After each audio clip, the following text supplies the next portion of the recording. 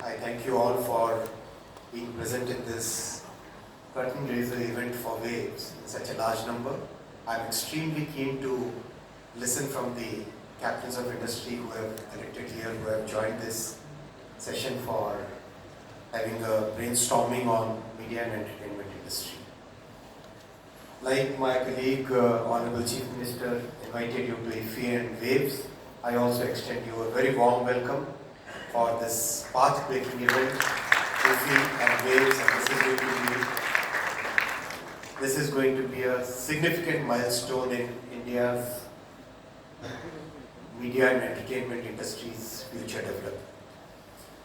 I'll start my discussion or my address with the Honorable Prime Minister's vision in the entire technology sector and how that vision manifests in other sectors where technology has become the backbone of the sector.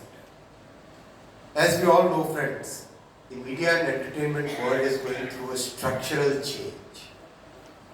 Over the last 2 decades, if we look at the media and entertainment world, it has seen wave after wave of technology which has not only opened new opportunities but also caused concerns among some of the participants who have not been able to keep up with the change.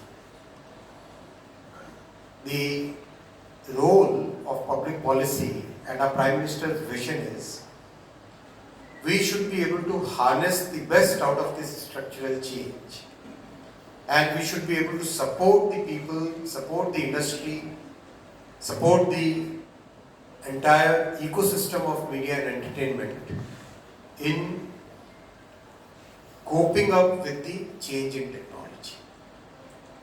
So this requires a very nuanced way of looking at each and every fine detail in the industry. This requires a lot of effort on handholding, a lot of effort on creating the talent pool, a lot of effort in getting the right technologies, and that's what our Prime Minister's vision for the media and entertainment industry is. We would be focusing in the coming years and months, in this third term of Prime Minister Modi ji, we would be focusing a lot on creating more employment in the media and entertainment industry. The employment in media and entertainment industry stands roughly around 25 lakh today, 2.5 million. Our effort has to be to increase it significantly. And to increase it significantly, we will be making some structural efforts and making some process efforts. The structural efforts would be aimed at developing an ecosystem where high quality content can be created, where IP rights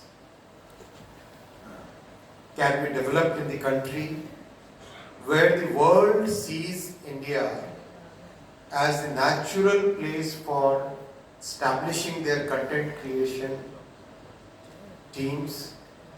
In many of the global capability sectors, GCCs that we already have a very good experience, are interacted with some of the major global media and entertainment houses who have their GCCs in India, and they have given a very solid thumbs up, a solid vote of confidence in our talent pipeline. So the structural effort will be how do we increase and further augment this talent pipeline? How do we have more and more mentorship programs? How do we build the capacity? How do we also get the tools which may be very difficult for individual small companies or startups? Can we create a structure where people get those expensive tools, get access to those expensive tools? And I'll give some examples on that. In the electronics industry, designing semiconductor chips requires very expensive tools. So our Prime Minister in his vision, he has always said that we should be able to democratize technology.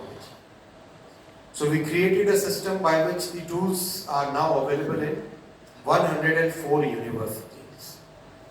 So that means the students of these 104 universities are today getting access to the latest tools. Same process we adopted, same structural thing we adopted in telecom sector. 100 universities today have 5G labs. So that means the students and teachers and the researchers get access to really latest equipment. That process we will adopt in media and entertainment sector also. We have an example in the railway sector also, where Prime Minister's vision of creating a logistics focused university to impart the specialized knowledge in transportation and logistics, the Gati Shakti Vishwavidyalaya. Similar examples exist in other sectors also. So we'll adopt those best practices in the media and entertainment industry, so that the talent, skill and capacity building and education related to media and entertainment can be used as a forum, used as a path to generating more employment in the media and entertainment sector. Friends, we also know that the IP rights, they hold a huge value in the media and entertainment world. We will be strengthening the ecosystem for protecting IP rights, and we will also make sure that our rich culture and rich heritage and the vast history, the diverse languages, the diversity of our country gets manifested in the media and entertainment industry, and the IP rights of those are also protected in the proper way. These will be some of the major agenda items. The other important part will be how do we create access to low cost funds. This is a very significant part of our drive, our effort towards structural improvements in the media and entertainment industry. And since this is an industry which is akin to a startup in terms of technology and finance world, we will have to create structures which basically learn from the technology world, the world of VC capital, and work out a solution which can really be applied to the world of media and entertainment. These are efforts which will require tremendous tenacity, lot of interaction between the media and the government, closely coordinated efforts between the media and entertainment, the financial world, and the world of technology. These will require very well thought through policy interventions. And I hope that in the coming months and years, the industry and the government will work very closely towards making these efforts successful. We will also focus, friends, on gender and social inclusion. As you all know, Prime Minister Modi ji's 10 years, the first 2 terms, have presented one of the most inclusive government, one of the most inclusive development model, which probably in a country of this magnitude, with such a large population, it's nowhere seen in the world. Millions and millions of people have got the benefits which they would have not even thought of 10 years before. For example, 110 million toilets being constructed in the rural areas. For example, almost 100 million cooking gas cylinders, cooking gas connections, 40 million